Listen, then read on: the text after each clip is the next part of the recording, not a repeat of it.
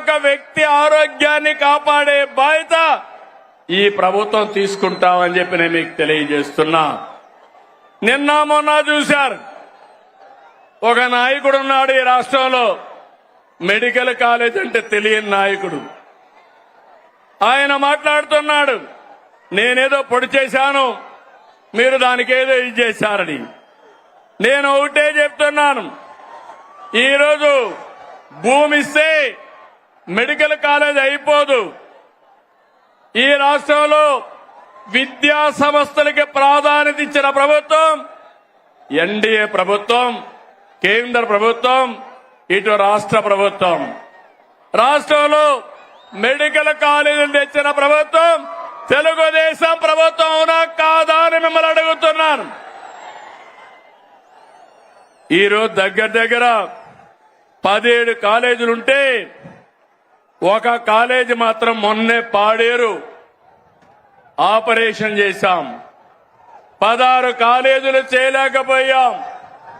Foundation వేయడం, ribbon cut చేయడం, నేనేదో చేశామని చెప్పుకోవడం కాలేజీని నడిపే విధానం కాదు.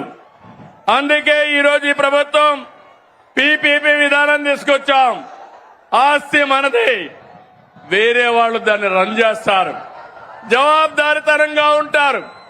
దీనివల్ల 26, 27కు 4 కాలేజీలు వస్తాయి. 27, 28కి 7 కాలేజీలు వస్తాయి. దీనివల్ల 50% సీట్లు కన్వీనర్ కోటా కింద వస్తుంది.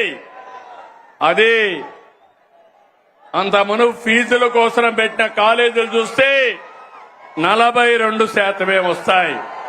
ఈ రోజు మా మంత్రి సత్యకుమార్ యాదవ్ గారు ఇక్కడే ఉన్నారు. మొన్నే సవాలు విసిరారు, మీరు చర్చకు వస్తానంటే రేపు అసెంబ్లీకి రండి, మీరేం చేశారో మేమేం చేశామో చెప్పడానికి సిద్ధంగా ఉన్నామని సవాలు విసిరారు. ధైర్యం ఉంటే అసెంబ్లీకి వస్తే మొత్తం తేలిపోతుందని చెప్పి కూడా నేను మీకు తెలియజేస్తున్నా. తమిళ బీసీ సోదరులు, అనంతపురం జిల్లా అంటే గుర్తొచ్చేది బీసీ సోదరులు. తెలుగుదేశం పార్టీకి వెన్నెముక బీసీ సోదరులు.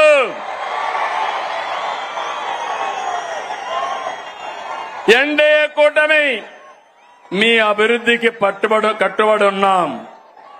నేతన్నకు విద్యుత్ రాయితీలు, మత్స్యకారులకు ఆర్థిక సహాయం, గీత కార్మికులకు మద్యం షాపులో 10% కేటాయింపులు, నాయి బ్రాహ్మణులకి జీతాలు పెంపు, సెలూన్లకి ఉచిత విద్యుత్, పేదవాళ్ళందరికీ సోలార్ రూఫ్ టాప్ కింద 70,000, 98,000 రూపాయలు ఎక్కడికక్కడ సబ్సిడీ ఇస్తున్నాం. ఇలాంటి కార్యక్రమాలు ఇచ్చి అర్చకులకి, ఇమాములకి, మౌజములకి, పాస్టర్లకి ఆన్రోరియం పెంచాం.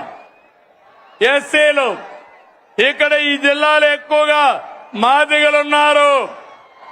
ఎన్నో సంవత్సరాలుగా పోరాడారు మీరంతా. తమిళలో 96లో వర్గీకరణ తీసుకొచ్చా, మళ్లీ ఈరోజు వర్గీకరణ తీసుకొచ్చిన ఘనత నాది, మాది. అవునా కాదా అని మిమ్మల్ని అడుగుతున్నా. ఏం తమిళలో మీరు చెప్పమని అడుగుతున్నా.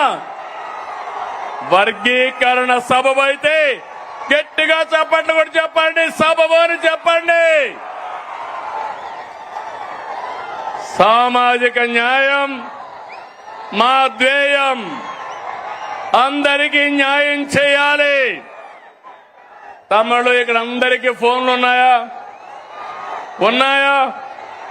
ఫోన్లుంటే చేతులు పైకెత్తండి.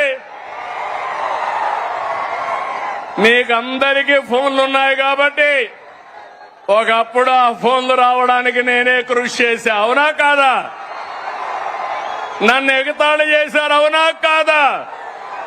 ఇప్పుడు అడుగుతున్నా మిమ్మల్ని, ఆ ఫోన్లు ఉన్నాయి కాబట్టి మీరు ఏ ఆఫీసుకు పోయే పని లేదు. దర్జాగా వాట్సాప్ గవర్నెన్స్ తీసుకొచ్చాను. 700 సర్వీసులు మీ ఫోన్లోనే మీకు అందుబాటులో పెట్టిన ఘనత ఈరోజు కూటమి ప్రభుత్వాన్ని. ఏం తమ్ముళ్ళు వాట్సాప్ గవర్నెన్స్ తెలుసా అని మిమ్మల్ని అడుగుతున్నా. తెలుసు అంటే చెప్పండి, చేతులపైకి చెప్పండి. తెలియకపోతే తెలుసుకోండి. మీరెక్కడికి పోయే పని లేదు. మీ సెల్ ఫోనే మీ ఆయుధం.